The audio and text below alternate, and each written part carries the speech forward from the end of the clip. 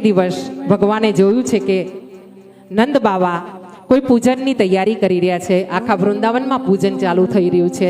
કઈ સામગ્રી લોકો લઈને જઈ રહ્યા છે કે કોઈ તૈયાર થઈને ફરી રહ્યા છે. અને આ ઉત્સાહનો આનંદનો આ પર્વ જો ઉત્સાહનો આનંદનો આ સમય જોઈને આ ભગવાન કૃષ્ણએ પૂછ્યું છે, લાલાએ પૂછ્યું છે બાબાને, બાબા આજ ક્યાં હે?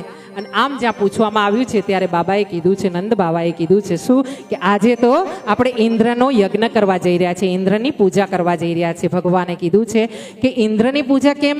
ત્યારે એમણે કીધું છે બાબાએ કે આપણે જે ગાયોનો ધંધો પશુપાલનનો કરી રહ્યા છીએ ને, એમાં આપણી ગાયોને જે ચારો જોઈએ ને એ વરસાદ પડે ને તો સારું ધાન ધન્ય અને ઘાસ ઉગે અને એનાથી આપણું જીવન પોષણ પામે છે. અને એટલા માટે આપણે ઇન્દ્રની પૂજા કરી રહ્યા છીએ. આપણે વર્ષોથી ઇન્દ્રની પૂજા કરતા આવ્યા છે. આપણા વડીલો અને બધા જ એની પૂજા કરતા હતા, એટલે આપણે પણ એમની પૂજા કરી રહ્યા છીએ. અને આમ જ્યાં પૂજનની વાત કરવામાં આવી છે ત્યાં ભગવાને કીધું છે કે તમે ખોટું કરી રહ્યા છો.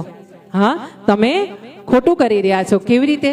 નંદ બાબાએ પૂછ્યું છે. અને ત્યારે નંદ બાબાને સમજાવવામાં આવ્યા છે, એવી રીતે સમજાવવામાં આવ્યા છે કે જો તમે ઇન્દ્રની પૂજા કરી રહ્યા છો ને તો આ કુદરત જે પ્રકૃતિ છે ને, આ જે ગિરિરાજ ઊભો છે ને એમાં જ આપણાને ઘાસ ને બધું ધન ધાન્ય ને ઔષધિ મળે છે. એના દ્વારા આપણાને ઔષધિ અને ધન ધાન્ય મળે છે, તો આપણે તો એની પૂજા કરવી જોઈએ ને. હા, એમ સમજાવીને ભગવાને વિચાર કર્યો છે કે જો મારી વાત માને તો સારું. પણ નંદ બાબા અને ગોવાળોએ તરત જ આમની વાત, ભગવાનની વાતને સ્વીકાર્ય કરી છે.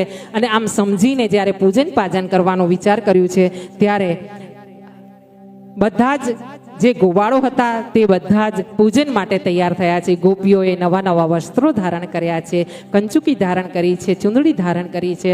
અને બધી ગોપીઓ ભેગી મળીને 84 કોષની આ જે પ્રદક્ષિણા છે ને એ ગિરિરાજની પ્રદક્ષિણા કરી છે. સાથે સાથે ગિરિરાજનું પૂજનનું આયોજન થયું છે.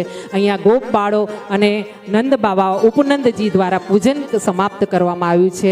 અને એ પૂજન કર્યા પછી અહીંયા બાલકૃષ્ણ એટલે લાલાએ કીધું છે કે જો તમે આ જે ભોગ ધરાવ્યા છે ને 56 ભોગ, એ કેવી રીતે માનવું કે તમારી પૂજા ભગવાને સ્વીકાર કરી?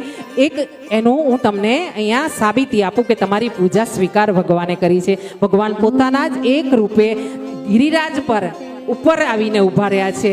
અને ઉપર ભગવાન શંખ ચક્ર ગદા પદ્મ ધારણ કરીને જ્યાં ઊભા છે ત્યાં નીચેથી ભગવાન લાલાએ, કૃષ્ણએ ગોપ બાળોને, નંદ બાવાને બધાને બતાવ્યું છે આંગળી કરીને કે જો તમારી આ જે પૂજા છે ને એ 56 ભોગનો અને પૂજાનો આ ગિરિરાજે સ્વીકાર કર્યો છે. અને આમ ભગવાને પોતાના જ સ્વરૂપને પૂજન કરીને પોતે જ એના દર્શન કર્યા છે. અને આ લીલા ભગવાન કરી રહ્યા છે. આપણે પણ ગિરિરાજના પૂજન કરીએ, એને 56 ભોગ ધરાવીએ. ભોગ ધરવીને આપણે આનંદમાં રહીએ.